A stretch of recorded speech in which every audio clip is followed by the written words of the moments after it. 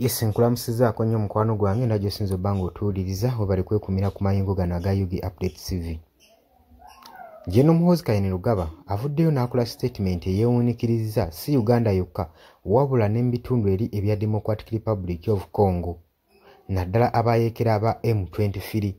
Jjukira nti nno statement gy'akoze wenkuzaayo emabega katono abayeekera bano aba M23 babadde basazeeko ekibuga akasente akamanyikiddwa nga Walikale.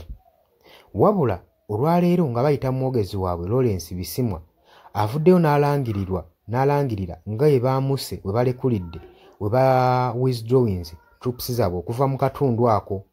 Jjukira akatundu akabadde keesudde ebbanga ttono nnyo okuliraana akabuga akalala akamanyikiddwa nga Kisaagani ng'era kano kajjuddemu eby'obugagga ng'era ke batunuulidde.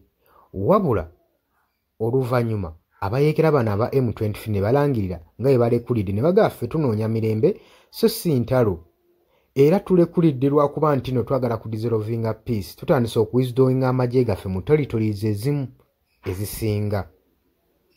Wabula olunaku olwaleero Jeno Muhoozi Kayini Lugaba wadde ku mukulu gwe ogwa Twitter avuddeyo n'agamba nti bandibadde ayogedde wati mu lulimi olufuutifuuti, we have received enough WhatsApp messages from our people in Kisangani. We would capture it tomorrow if Muzeeyi allowed us. Agamba nti afunye WhatsApp messages ku ssimu ye nnyingi nnyo nga ziva eri mu bantu eyo mu Kisangani. N'agamba twandibadde tawuni eyo tugisalako olunaku olw'enkya ne tugyeddiza singa Muzeeyi Yoweri Kaguta Museveni abakkiriza n'abaganya. Wabula nga wenkugambye Kisangani ye yabadde tageti y'abayeekera ba M23 oluvannyuma lw'okuwamba Walukali era singa bagenze mu maaso ne batawithdrawinga troops zaabwe mu kasente akamanyikiddwa nga Walukali babadde sayiti zaabwe batunuulidde akabuga kano Kisangani gwe mukwano gwange ali eyampuliriza. Wabula kira nti n'akabuga kano kajjuddemu eby'obugagga gwe mukwano gwange ali eyampuliriza era nga abayeekera bano baadde baddembe okuba nga bakawamba naye bagambye okuba nga twagala ku dissolvinga mirembe na peace mu bitundu ebya Democratic Republic of Congo ne basalawo okuba nga akatundu kano akaliraanyeewo bakaamuka akakisaaganye akawalukale kitegeeza nti babadde baddembe okusalako akabuga kano ne bakeddiza. Kakati wabanga Jeno Muhoozi Kayini Lugaba agamba nga basobola okukasalako ne bakawamba singa Muzeeyi abanga abakkiriza kitegeeza ki? Kitegeeza nti nno kigenda kuleka ku sayidi ey'abayeekera nga batunuulidde move eno eya Uganda singa bagenda maaso n'okusalako akabuga kano nga Jeno Muhoozi Kayini Lugaba bw'agambye. Jjukira nti nno abayeekera ba M23 baakalese ne battakasalako era n'akakaliraanyeyo ke badde bawambye ne bawithdrawinga ne badda emabega ne baretreatinga. Kati lowooza Jeno Muhoozi Kayini Lugaba bwe baba kale nga iggongo erya Uganda nga bagenda kusalako ekitundu ekyo kiba kabonero ki?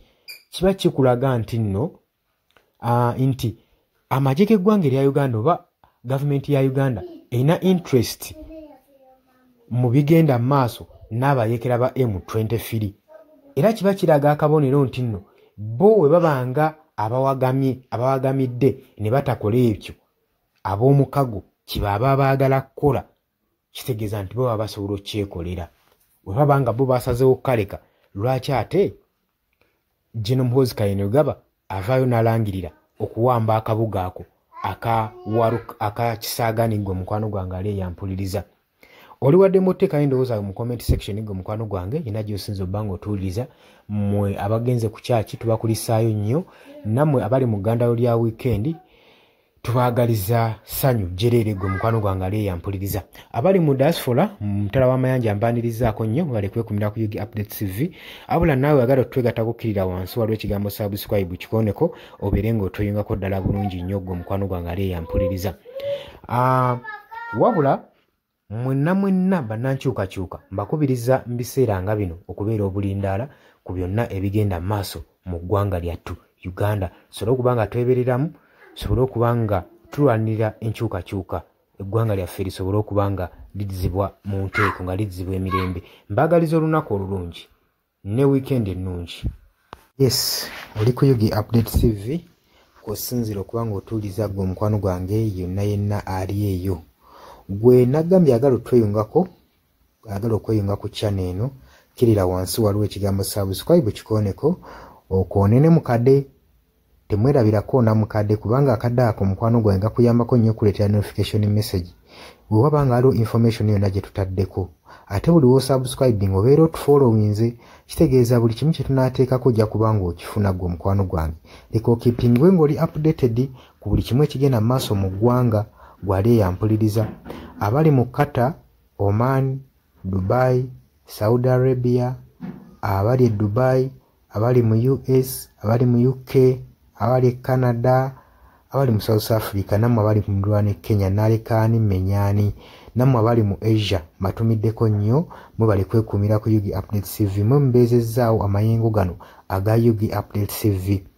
Mikwano gyange sola beebaza kinnoomu, wabula nsazeewo nkozese lino eddoboozi ery'ewamu nsobole okubeebaza. Mwebale kuyimirizaawo channel eno, mwebale mwabajja, naddala mwabajja mu comment section ne mukomentinga ne muteekako endowooza yammwe ne mutangaaza bannayuganda ku ki ekiteekeddwa ekituufu okukolebwa gwe okusinziira ku ndowooza yo. So munamuna abatajjangako mu comment section, mbakubiriza okujja mu comment section muteekeko ebirowoozo byammwe, mutangaaze eggwanga ku biki byaba bagenze mu bukyamu ne bikolebwa mu bukyamu eri bannayuganda. Dani ku Airlines e Kenya, nawe nkutumiddeko ennyo, naye jjangu mu comment section oteese, toteekako buteesi linnya lyo. Mujje mu comment section mwe abasharinga, abalikinga, nammwe abasubscribinga, mwe muyimirizaawo amayengo ga channel eno. Enamba y'essimu gye mbateeredde awo eya nooti 726 nooti emu 67994.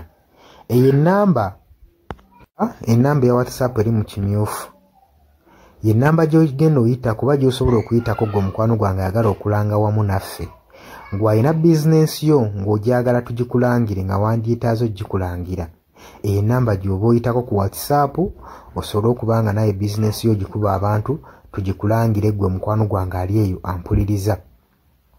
Ne ngenda mu maaso n'okulabula abantu ku biki ebigenda mu maaso mu ggwanga, naddala ng'akalulu kano aka 2026 katuukuse kengedde. Kati buli muntu alina kubeera vigilant, olina kubeera bulindaala, oleme kutunda mwoyo gwo gwe omukwano gwange. Waliwo abatunda emyoyo gyabwe olw'M1,1500 sukaali.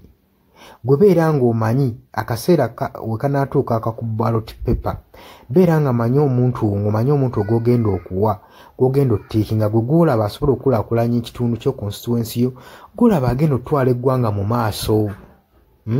Bannange tusibwa nnyo akatambaala mu mutwe mu biseera nga bino.